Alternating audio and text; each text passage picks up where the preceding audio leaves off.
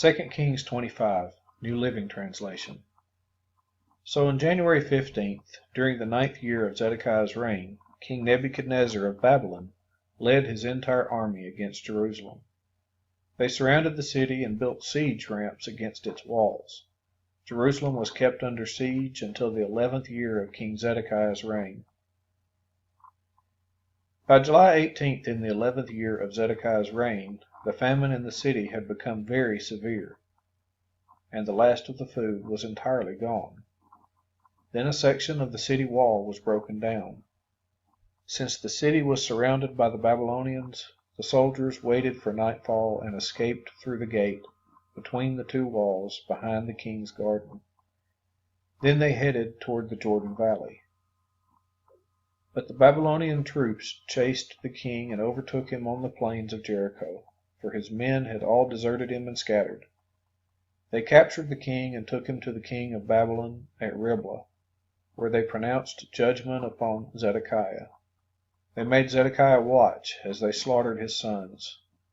Then they gouged out Zedekiah's eyes, bound him in bronze chains, and led him away to Babylon.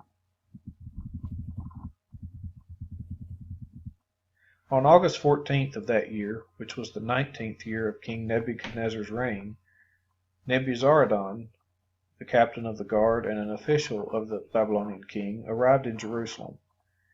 He burned down the temple of the Lord, the royal palace, and all the houses of Jerusalem. He destroyed all the important buildings in the city. Then he supervised the entire Babylonian army as they tore down the walls of Jerusalem on every side. Then Nebuzaradan, the captain of the guard, took as exiles the rest of the people who remained in the city, the defectors who had declared their allegiance to the king of Babylon, and the rest of the population. But the captain of the guard allowed some of the poorest people to stay behind to care for the vineyards and fields. The Babylonians broke up the bronze pillars in front of the Lord's temple, the bronze water carts, and the great bronze basin called the Sea, and they carried all the bronze away to Babylon. They also took all the ash buckets, shovels, lamp snuffers, ladles, and all the other bronze articles used for making sacrifices at the temple. The captain of the guard also took the incense burners and basins, and all the other articles made of pure gold or silver. The weight of the bronze from the two pillars, the sea, and the water carts was too great to be measured. These things had been made for the Lord's temple in the days of Solomon. Each of the pillars was 27 feet tall. The bronze capital on top of each pillar was 7.5 feet high and was decorated with a network of bronze pomegranates all the way around. Nebuzaradan, the captain of the guard, took with him as prisoners Seraiah the high priest, Zephaniah the priest of the second rank, and the 3 chief gatekeepers. And from among the people still hiding in the city, he took an officer who had been in charge of the Judean army, 5 of the king's personal advisers, the army commander's chief secretary who was in charge of recruitment, and 60 other citizens. Nebuzaradan, the captain of the guard, took them all to the king of Babylon at Riblah. And there at Riblah in the land of Hamath, the king of Babylon had them all put to death. So the people of Judah were sent into exile from their land.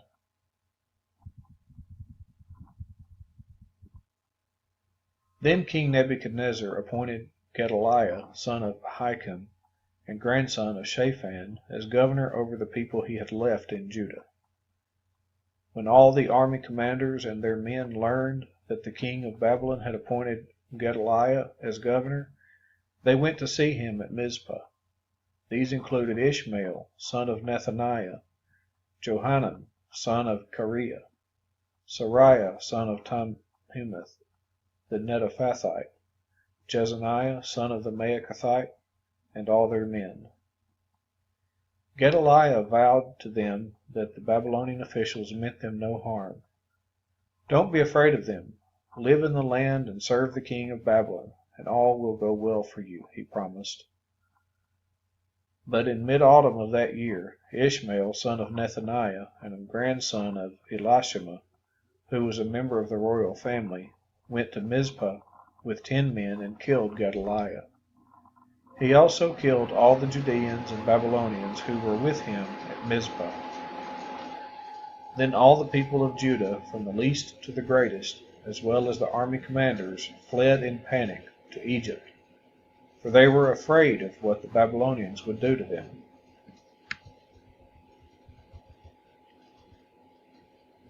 In the 37th year of the exile of King Jehoiachin of Judah, Evil-Merodach ascended to the Babylonian throne.